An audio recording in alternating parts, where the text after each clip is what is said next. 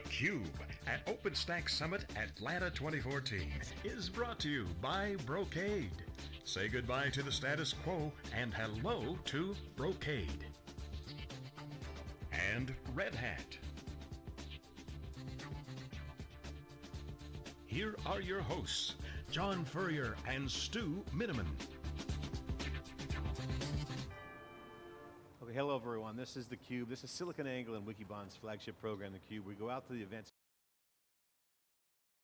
Georgia for, Stu, Openstack Summit, and I'm here, Stu Miniman, my co-host for this week. Stu, welcome in from Boston. I flew in from California.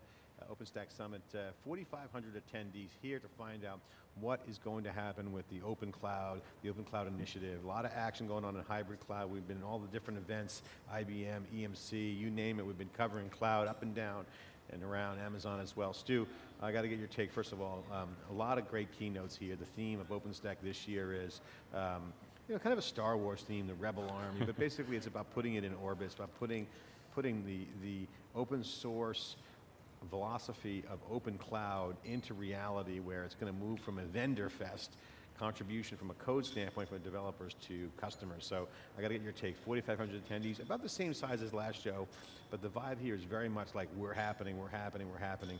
Is it happening? What's your take and what do you expect to see?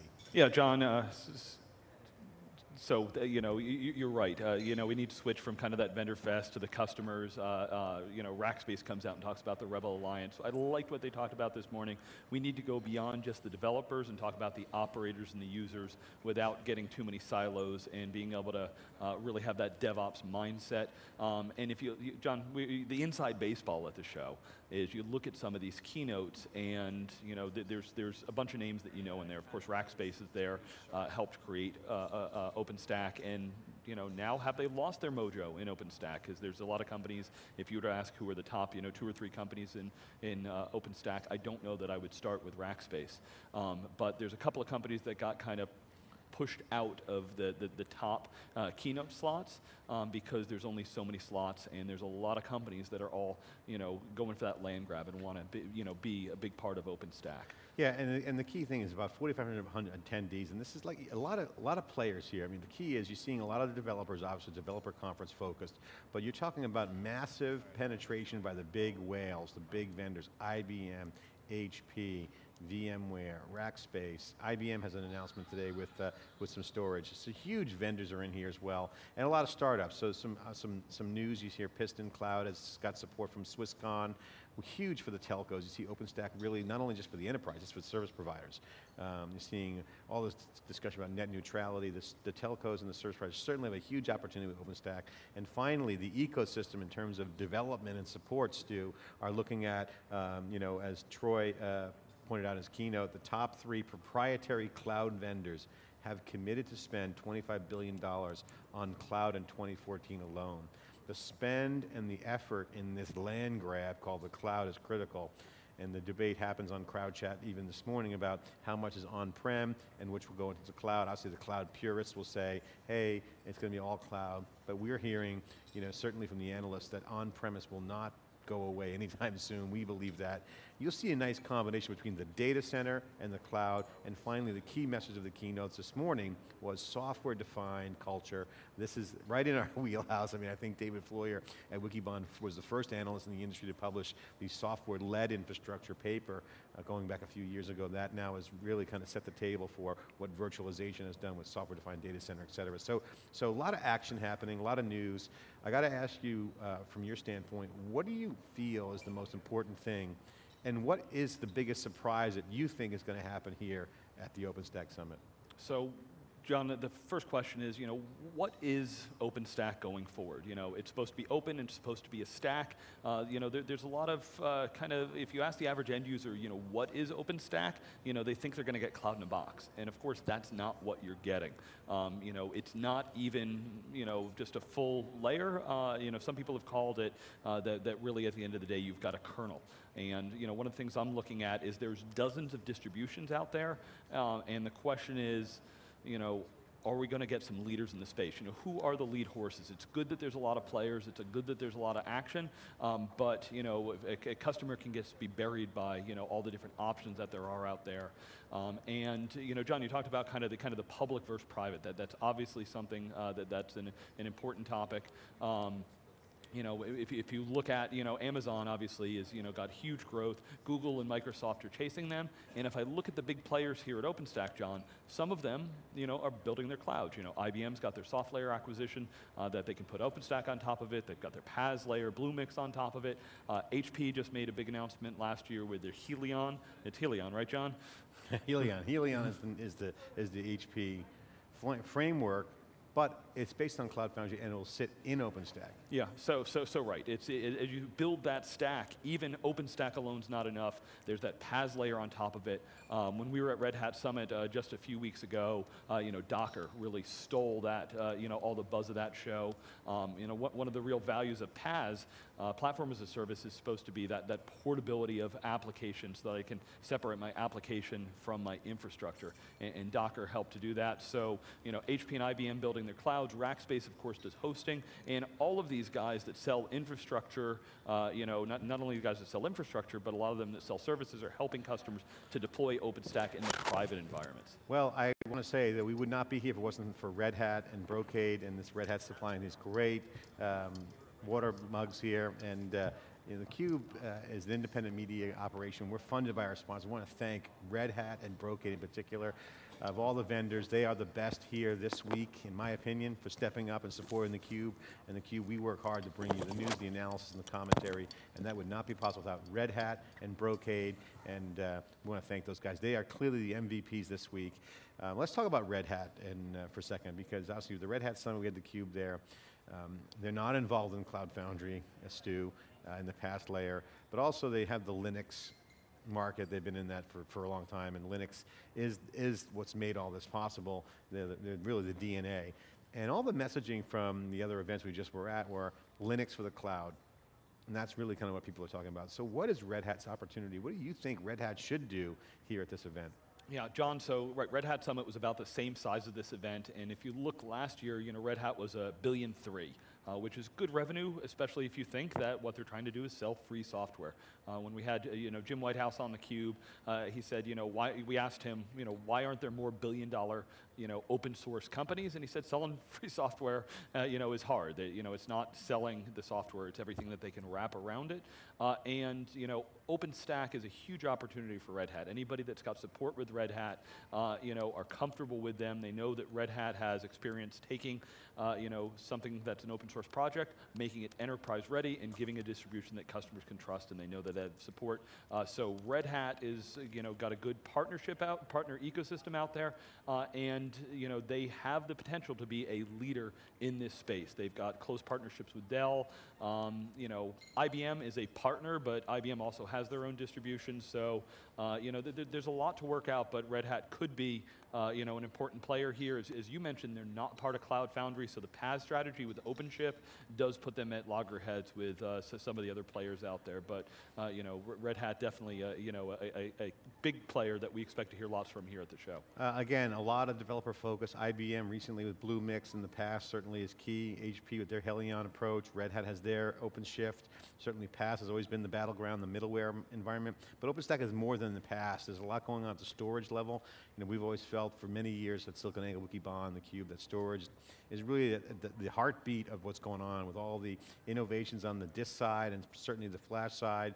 That's changing the game from a programming standpoint, and those guys will win there. But you're seeing big presence here from IBM, HP, and Red Hat, and certainly Rackspace is out there as well. And again, Stu, we got some startups that we're going to talk to. We're going to talk to the founder of Ubuntu, Stackstorm, obviously Randy Bias, always a favorite I'll have on theCUBE, controversial from Cloud. He's going to give us the update on the board meetings and the governance side. A lot of debate, but the ecosystem is ultimately still a fragile piece of the OpenStack foundation. You're seeing some competing efforts, if you will, with the Cloud Foundry. I always point to that because I love the action there. But Stu, the ecosystem is critical, right? It's obviously strong, and I say fragile, I don't mean it's weak. I mean it's like, if there's cracks in the foundation on the OpenStack ecosystem side, then all hell will break loose. There'll be a lot of leaks. So what's your take on what needs to happen from the ecosystem side here? Yeah, so John, there's a lot of players. I mean, I don't know, I think there's, I'm trying to think how many thousands of contributors there are to Openstack, but there's a lot of players. We're going to have, some of, John, as you said, the big whales. So if you look at, HP and IBM, Red Hat, lots of developers. IBM's got over 400 people contributing to Openstack.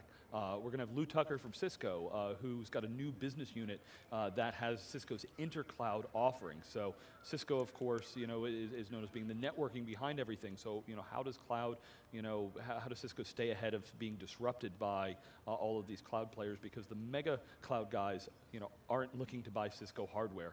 Talk about ecosystem, John. VMware, is a important part of this ecosystem. If you look at the networking components, Nicira, which VMware bought, is a big piece of what goes into Neutron.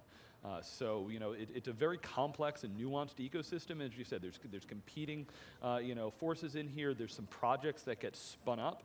The one that caused a lot of buzz in the industry was when Solemn came out, and that seems to have died down. And I'm not sure if there's anyone driving it. So there's lots of different pieces of the puzzle. OpenStack is not a single product.